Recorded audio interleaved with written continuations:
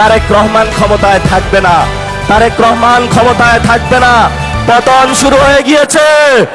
এখন তারেক রহমান হলো পিস্তল তাক করবে। আমরাও বলি 1400 লোক গেছে, বুকে গুলি চালান, সমস্যা নাই। তবে আমাদেরকে কোনো পর টাকা দিয়ে কিনতে পারবেন না, কোনো নেগোসিয়েশন হবে না। এই প্রধানমন্ত্রীর চেয়ার এটা আপনার না, এটা বাংলাদেশের জনগণের। ফলত আমাদের চেয়ার নিয়ে কেউ যদি ছিনিমিনি খেলে, আমরা তো সেই চেয়ারকে রক্ষা করতেই হবে আমাদের। বাংলাদেশের মালিকানা তারেক রহমানের নয়, বাংলাদেশের মালিকানা বাংলাদেশের জনগণের। আমাদেরকে এনশিওর করতে হবে যদি বাংলাদেশের মাটি, বাংলাদেশের বায়ু, বাংলাদেশের পানি ভারত বা অন্য রাষ্ট্রের কাছে কেউ বিক্রি করতে চায়, ক্ষমতার লোভে আমরা রাজপথে থেকে সেই সকল মানুষ থেকে বাংলাদেশের স্বাধীনতা এবং সার্বভৌমত্ব নিশ্চিত করতে হবে। আমি হেফাজতে ইসলামের ভাইদের একটু উদ্দেশ্য করে বলবো, লড়াইটা এখন বাংলাদেশের সংস্কারের লড়াই, লড়াইটা এখন গণভোটের রায় বাস্তবায়নের লড়াই, লড়াইটা হলো শহীদদের বিচারের লড়াই। আপনারা আসুন, এই লড়াইটা আসুন। আমরা আর কোনো দ্বিধাবিভক্তি চাই না। আসুন ঐক্যবদ্ধ হই।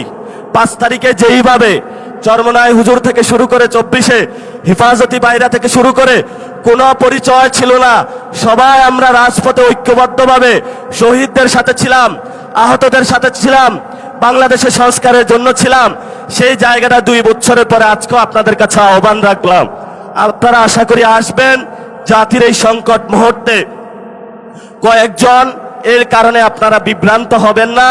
তারেক রহমান বাংলাদেশে ভালো কিছু দিতে পারবে না। তারেক রহমানের যখন পতন হবে, তখন আইসা মায়া কান্না করে লাভ হবে না, তখন একটু পিছনে পড়ে যাবেন। ইতিহাসের সঠিক সিদ্ধান্ত নিতে হবে। তারেক রহমানের সাথে ভবিষ্যৎ নাই, ভবিষ্যৎ বাংলাদেশের জনগণের। দ্বিতীয় প্রতিষ্ঠা যে বার্ষিকী, আজকে সেই ডাক দিয়ে আপনাদেরকে বলে গেলাম, এই বাইতুল মোকাররমের চত্বরে, যেখানে হলো অনেক ইতিহাসের সাক্ষী, তারেক রহমান ক্ষমতায় থাকবে না, তারেক রহমান ক্ষমতায় থাকবে না। পতন শুরু হয়ে গিয়েছে। এখন তারেক রহমান হলো পিস্তল তাক করবে। আমরাও বলি 1400 লোক গেছে, বুকে গুলি চালা। সেই সময়কালীন 5 তারিখে তারেক রহমান বাংলাদেশে ছিল না। বাংলাদেশে ছিল আমার কৃষক, বাংলাদেশে ছিল মজুর, বাংলাদেশে ছিল রিক্সা চালক, বাংলাদেশে ছিল সবজি বিক্রেতা, বাংলাদেশে ছিল গৃহিণী, বাংলাদেশে ছিল আলেম, বাংলাদেশে ছিল ছাত্র। তারেক রহমানের কোন ছায়া আমরা সেই দিন রাজপথে দেখি না। নতুন করে বাংলাদেশে এসেছে, হালগতি বুঝার আগেই সব সিদ্ধান্ত নেওয়ার শুরু করেছে। আমরা বলেছি আপনাকে স্পষ্টত, আপনি যদি ক্ষমতায় থাকতে হয়, আপনি গণভোটের রায় বাস্তবায়ন করতে হবে। যেই পরিস্থিতি পাকিস্তানি জান্তাদের হয়েছিল বাংলার জনগণের রায় না মানার কারণে, সেই পরিস্থিতি আপনার সাথেও হবে। কারণ এই প্রধানমন্ত্রীর চেয়ার এটা আপনার না, এটা বাংলাদেশের জনগণের। ফলত আমাদের চেয়ার নিয়ে কেউ যদি ছিনিমিনি খেলে, আমরা তো সেই চেয়ারকে রক্ষা করতেই হবে আমাদের। ওবা এটা জামাত এমপি বলে কি মানে প্রধানমন্ত্রী নয় না, আর নেতা বাংলাদেশের মানবিক নেতা। এখন আরা কোনো ভেদাভেদ নগরী মাননীয় সংসদ সদস্য সকল কেউ বক্তৃতা দিন না ভারতে গুসা নয়। কারণ মাননীয় প্রধানমন্ত্রী তো আর বহু জায়গা যা ঘুরিব প্রোগ্রাম আছে। আইও কথা নহইতো চাইলাম তিনি হতে তুমি সিটাঙ্গে মানুষ দিও নহইলে তুই তারা গুসু একতার লাই এডে পর্যটন স্পট কোয়াকা হরার পর্যটন স্পটও গিয়ে দেন না। লবণের ন্যায্য মূল্য পাওয়া শুরু করছে ইনশাআল্লাহ। মাননীয় প্রধানমন্ত্রী অচিরেই ঘোষণা করিব ন্যূনতম দাম 80 হলো 70 পাইব। আন্দাজ করি তেজ মানলা। আচ্ছা, বাদ বাকি বেরিবাদর মন্ত্রী সহ বেগ কোনরে এটা বাঁশখালি আইয়ে পরিমাপ করি বললে ইঞ্জিনিয়ার আই বললে আর দিম আজিয়া মাপ করন সময় নাই। বাঁশখালীর উন্নয়ন যা যা করা পরে মাননীয় প্রধানমন্ত্রী করিব। লোয়াগারাও তো সাতকান্যার আর বড় ভাই শাহজাহান চৌধুরী জামাতের এমপিরি এডো কিছু ত্রাণ সামগ্রী দিয়া যাইব আর নইলে হবে তো বাঁশখালে দিও বা আনা মানুষ না দিয়া যাইব এটা বাঁশখালের এমপি সাহেব আইসে এখন আরা কোনো ভেদাভেদ নগরী ওবা এটা জামাতত এমপি বলে কি মানে প্রধানমন্ত্রী নয় না ত্রাণ সামগ্রী নদেন না আর নেতা বাংলাদেশের মানবিক নেতা গরিবের নেতা এদেশের উন্নয়নের নেতা ইনশাআল্লাহ কোনো বৈষম্য নহব খুদা হাফেজ আই আহ্বান করির মাননীয় অর্থমন্ত্রী জনাব আমির খসরু মাহমুদ চৌধুরী আইয়ের 2 কথা কন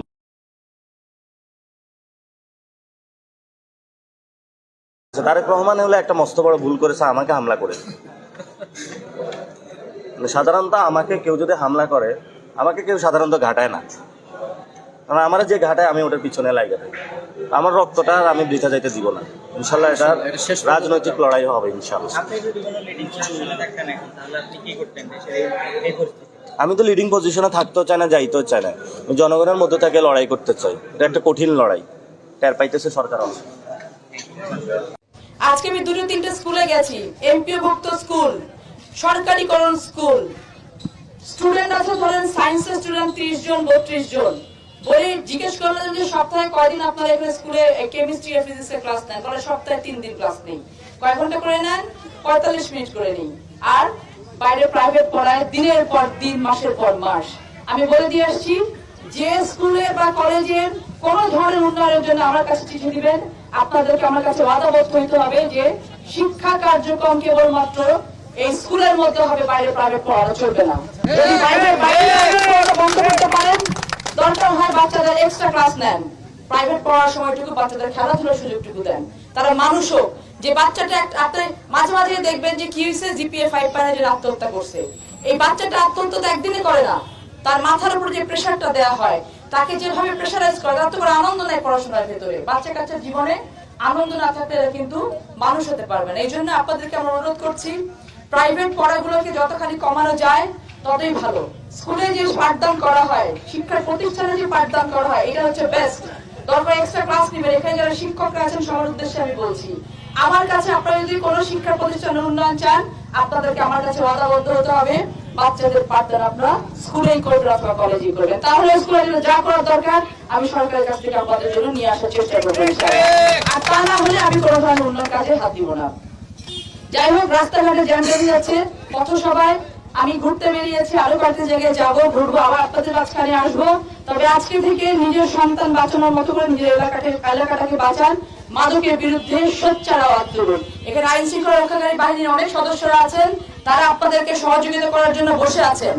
আপনাদের সহযোগিতা পেলে তারা এই কাজগুলো ঠিকঠাক মতো করতে পারবে। তবে আরেকটা বিষয় আবার খেয়াল করে দেই, কারো একটা নাম নিয়ে গিয়ে থানায় দিয়ে আসবেন, আর ওই বাড়িতে যায় বলবেন যে 5000 টাকা দেন, তাহলে নাম কাটাই দিব, সেটা আমার নলেজে হলে কিন্তু সেই বিরুদ্ধে আমি ব্যবস্থা নেব। আমি উন্নয়ন করতে চাই, আপনারা নিতে না পারলে আমার কিচ্ছু করার নাই। আমাকে যদি এখনো আপনারা বুঝতে না পারেন, এটা আমার দুর্ভাগ্য। আমাকে এখনো যদি আপনারা ধারণ করতে না পারেন, আমার দুর্ভাগ্য। আপনাকে মাথায় রাখতে হবে যে পরিবর্তনটা আমরা আনতে চাচ্ছি, এই পরিবর্তনটা আপনাদের জন্য, আপনার পরিবারের জন্য, আপনার সন্তানের জন্য। একটু সহযোগিতা করুন, 1 বছরের মধ্যে লালপুর বাগাতিপাড়ার চেহারা বদলে দেবো ইনশাআল্লাহ। ইজ্জত সম্মান যায় নাই যখন তুই আমার সামনে ল্যাংটা হইছিলি। তুই অনেক নারীদের সর্বনাশ করছস। তুই কিভাবে আবার বিএনপির নেতা হওয়ার স্বপ্ন দেখস? তুই তো একটা সাইকো না হইলে তুই এখন আমার ফকিন্নি বলস কিভাবে? আমি আল্লাহর রহমতে একটা সরকারি কর্মকর্তা, আমি ফকিন্নি হতে যাবো কিসের জন্য? আমার বংশ ফকিন্নি বংশ রে। তুই আমার বংশ সম্পর্কে জানছস না? আমি কোন বংশের মেয়ে? আমি ফকিন্নি হতে যাবো কিসের জন্য? আমি সাইকো হতে যাবো কিসের জন্য? মঞ্জুর এলাহি বলতেছে যে আমি নাকি সাইকো, আমি নাকি ফকিন্নি। তাহলে আমার মতো ফকিন্নির সাথে তুই থাকলি কিসের জন্য রে? তুই থাকলি কিসের জন্য? তোর ঘরের বউ বাচ্চা রেখে তুই এত ভালো মানুষটা, তুই এত চরিত্রবান, তাহলে তুই আমার মতো ফকিন্নির সাথে থাকতে আসলি কিসের জন্য? তখন কি তোর ইজ্জত সম্মান যায় নাই যখন তুই আমার সামনে ল্যাংটা হইছিলি? তুই যখন আজিজ বোর্ডিং এ নিয়ে তুই আমাকে মানে বিপদে ফেলছিলি, তুই আমার সাথে শারীরিক সম্পর্ক করছিলি, তখন তোর ইজ্জত যায় নাই রে মঞ্জুর এলাহি? শখ জাগবো কেন? শখ তো তুই জাগাইছস। ধর আমি ফকিন্নি হই, আমার ফকিন্নির মনে তো তুই শখ জাগাইছস মঞ্জুর এলাহি। তুই বলস কিসের জন্য? যে ফকিন্নির মনে শখ জেগেছে সে একটা সাইকো। তুই তো সাইকো, তুই অনেক নারীদের সর্বনাশ করছস। তুই কত নারীদের যে সাথে থাকছস, তোর জীবনে যে তোর কত নারী কেলেঙ্কারি আছে, তুই যে কত নারীদের জীবন ধ্বংস করছস, তাদের নারীদের ইজ্জত নষ্ট করছস। তুই একটা সাইকো। তুই কিভাবে আবার রাজনীতিতে আসস? তুই কিভাবে আবার বিএনপির নেতা হওয়ার স্বপ্ন দেখস? তুই তো একটা সাইকো না হইলে তুই এখন আমার ফকিন্নি বলস কিভাবে? আমি আল্লাহর মতো একটা সরকারি কর্মকর্তা, আমি ফকিন্নি হতে যাবো কিসের জন্য? আমার বংশ ফকিন্নি বংশ রে, আমার বংশ কি ফকিন্নি? তুই আমার বংশ সম্পর্কে জানছস না আমি কোন বংশের মেয়ে? হ্যাঁ, এখন আমি ফকিন্নি হয়ে গেছি। তোর মনে শখ জাগছিল, আমার মতো বংশের মেয়ের সাথে তোর লালসা শিকার হয়েছিলাম, আমি তোর লালসা শিকার হয়েছিলাম, আমার দিকে তোর লুল পড়ছে রে। বিগত স্বৈরাচার আমলে এই দেশের জ্বালানি বা বিদ্যুৎ খাতকে কয়েকটি গুটি সংখ্যক ব্যক্তির হাতে তুলে দেওয়া হয়েছিল। তাদের স্বার্থ হাসিলের জন্য বিভিন্ন পরিকল্পনা গ্রহণ করা হয়েছিল, যা এই দেশের মানুষের পক্ষে নয়। খুব স্বাভাবিকভাবে সেই জ্বালানি ব্যবস্থা বা বিদ্যুৎ ব্যবস্থা, যেটি অপরিকল্পিতভাবে যেই ব্যবস্থা গুটি কয়েক মানুষকে সুবিধা দিয়েছিল, সেটি যদি জনগণের স্বার্থে সেই পরিকল্পনা করতে হয়, স্বাভাবিকভাবে কিছু সময়ের প্রয়োজন। আমরা এরই ভিতরে তার কাজে হাত দিয়েছি। ইনশাল্লাহ সমগ্র বাংলাদেশের মানুষের সামনে আগামী 10 বছর আমাদের জ্বালানি পরিকল্পনা কি হবে, আগামী 10 বছর ইনশাল্লাহ বাংলাদেশের বিদ্যুৎ ব্যবস্থা কি হবে, সেই প্রস্তাবনা আমরা জাতীয় সংসদে উপস্থাপন করব। জাতীয় সংসদে উপস্থাপন করার মাধ্যমে আমরা পরিকল্পনা দিয়ে সেই কাজ আমরা শুরু করব, যাতে করে স্কুল কলেজ হোক, হাসপাতাল হোক, মিল কারখানা হোক, বাসা বাড়ি হোক, মানুষ ঠিকভাবে বিদ্যুৎ পেতে পারে। গাড়ি ঘোড়া সবকিছুতে, মোটরসাইকেল সবকিছুতে যাতে গ্যাস মানুষ ঠিকভাবে পেতে পারে, সেই পরিকল্পনা আমরা গ্রহণ করব। আমরা খেয়াল করেছি বিগত কিছুদিন ধরে কিছু মানুষ, কোটি সংখ্যক কিছু মানুষ এই ব্যাপারে বিভ্রান্ত ছড়ানোর চেষ্টা করছে। আপনাদেরকে পরিষ্কারভাবে উদ্দেশ্য করে বলতে চাই, বিএনপি সরকার সংসদে পরিকল্পনা উপস্থাপন করবে। আপনাদের যদি পরিকল্পনা থাকে, আসুন জনগণের সামনে উপস্থাপন করুন, কিন্তু বিভ্রান্তিকর কথা বলে দেশে বিশৃঙ্খলা তৈরি করবেন না, বিভ্রান্তিকর কথা বলে জনগণের শান্তি নষ্ট করবেন না, জনগণের শান্তি নষ্ট করবেন না। কারণ 50 বছরের উপরে এই দেশের স্বাধীনতা হয়ে গিয়েছে।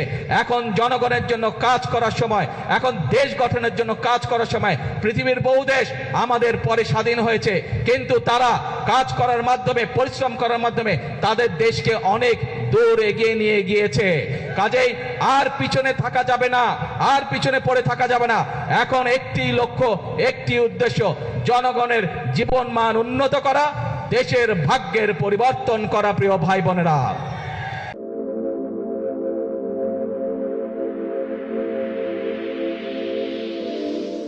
শেখ হাসিনা যেমন যখন যেমন মন চায় সেভাবে কথা বলেন, তাদেরই প্রতিনিধি হিসেবে আমাদের ডিফেন্সের বন্ধুরাও একই ভাষায় একই রকম করে বিভ্রান্তিমূলক কথা বলেন। আপনারা দেখেছেন না 5ই আগস্টে তো আপনারা দেখেছেন যে 6:30টার সময় তিনি ভার্চুয়াল মিটিং করবেন, ওনার চেহারা দেখাবেন, পরে কণ্ঠ দেখালেন, কণ্ঠ শোনালেন। তো সেই কারণে আমাদের ডিফেন্সের বন্ধুরাও তাদের দ্বারাই প্রভাবিত হয়ে এই জাতীয় বিভ্রান্তিমূলক বক্তব্য তারা মিডিয়ার সামনে, জাতির সামনে উপস্থাপন করেন। এটা অত্যন্ত দুঃখজনক। কারণ হচ্ছে জাতিকে আর বিভ্রান্ত করার কিন্তু আর সুযোগ নাই। এখন এই জাতি তারা নিজেরা ভুক্তভোগী। বাংলাদেশের প্রত্যেকটি মানুষ তারা এই বিগত সরকারের আইন শৃঙ্খলা বাহিনী বলেন, রাজনৈতিক ব্যক্তিত্ব বলেন, তাদের দ্বারা হয়রানির শিকার হয়েছে। অনেক আজকে প্রায় 30,000 মানুষ অঙ্গহানি হয়েছে, পঙ্গুত্ব বরণ করেছে। 1400 লোক যারা শহীদ হয়েছে, প্রায় 4000-এর অধিক মানুষ খুনের শিকার হয়েছে, ক্রসফায়ারের শিকার হয়েছে। আপনি 250 লোক এখন পর্যন্ত তাদের কোনো সন্ধান পাওয়া যায়নি। ইলিয়াস আলিয়া এবং সুমন সহ বহু লোক গুমের শিকার হয়ে আছে। এইগুলি আমাদের ডিফেন্সের বন্ধুদের চোখে পড়ে না, কানেও শোনেন না। এইটি যেমনটা শোনেন না শেখ হাসিনা, তেমনি শোনেন না আজকের ডিফেন্সের আইনজীবীরা। অতএব তাদেরই বক্তব্য আমাদের কাছে মোটেও এইটার কোনো গুরুত্ব বহন করে না। আমাদের সাক্ষ্য প্রমাণে, আমাদের এভিডেন্সে যেটা আসছে সেটি আপনাদের সামনে আমরা তুলে ধরার চেষ্টা করি। আমরা যেমনভাবে আদালতে বলেছি, তেমনিভাবে আমরা কোনো গোপনীয় ট্রায়াল আমরা করছি না, আমরা কোনো ক্যামেরা ট্রায়াল করি না। আমরা যে ট্রায়ালটা করছি এটা অত্যন্ত স্বচ্ছতার সাথে সারা পৃথিবীর মানুষ আমাদের এই ট্রায়াল দেখছে। জামাত ইসলামী নেতৃত্বাধীন 11 দলীয় জোট কর্নেল অবসরপ্রাপ্ত অলি আহমেদ বীর বিক্রমকে রাষ্ট্রপতি পদের জন্য মনোনীত করেছে। জামাত জোট আমিরে জামাতের প্রধান বিরোধী দলীয় নেতার সেই মিন্টো রোডের ঐতিহাসিক বাসভবন লাল দালানে 11 দলীয় জোটের মিটিং করে সর্বসম্মতক্রমে তারা কর্নেল অবসরপ্রাপ্ত অলি আহমেদকে রাষ্ট্রপতি পদের জন্য মনোনীত করেছে। দর্শক, আমি মনে করি এর মধ্য দিয়ে নরেন্দ্র মোদী যাকে ব্যক্তিগতভাবে শুভেচ্ছা জানান যার জন্মদিনে, সেই কর্নেল অলি আহমেদ, আপনি চিন্তা করেন, নরেন্দ্র মোদী বাংলাদেশের একজন ব্যক্তি যিনি এমপি মন্ত্রী কিছু নন, তার জন্মদিনে শুভেচ্ছা জানান ব্যক্তিগতভাবে। তো কত বড় মাপের ব্যক্তি কর্নেল অলি আহমেদ। তো তাকে, এটাকে আমি পুরোপুরি নেগেটিভ বলছি তা না, আমি কিন্তু কর্নেল অলি আহমেদের একজন ভক্ত। কিন্তু এই তথ্যটা অনেকে জানেন না, জানানো দরকার, যেহেতু রাষ্ট্রপতি পদে জামাত মনোনয়ন দিয়েছে। তো এটা ডেফিনেটলি ইনসাফের দাবি জানা দরকার যে তিনি কে। তিনি হচ্ছেন সেই লোক যাকে নরেন্দ্র মোদী জন্মদিনে শুভেচ্ছা জানান। বাংলাদেশের কোনো প্রধানমন্ত্রী কিংবা কোনো রাষ্ট্রপতিকে অতীতে নরেন্দ্র মোদী এভাবে শুভেচ্ছা জানিয়েছেন বলে আমার জানা নেই, কিন্তু কর্নেল অলিকে জানিয়েছে। দল বদল করেছেন, দল থেকে বহিষ্কৃত হয়েছেন, সেই কর্নেল অলি আজকে রাষ্ট্রপতি প্রার্থী। তবে রাষ্ট্রপতি প্রার্থী হওয়ার মধ্য দিয়ে অথবা জামাত জোট কর্নেল অলি আহমেদ বীর বিক্রমকে রাষ্ট্রপতি প্রার্থী বানানোর মধ্য দিয়ে কর্নেল অলি আহমেদ বীর বিক্রমের রাজনৈতিক ক্যারিয়ার শেষ করে দিয়েছে, বা তার রাজনৈতিক ক্যারিয়ার শেষ হয়ে গিয়েছে। কর্নেল অলি এখন ফেসবুকের রাষ্ট্রপতি।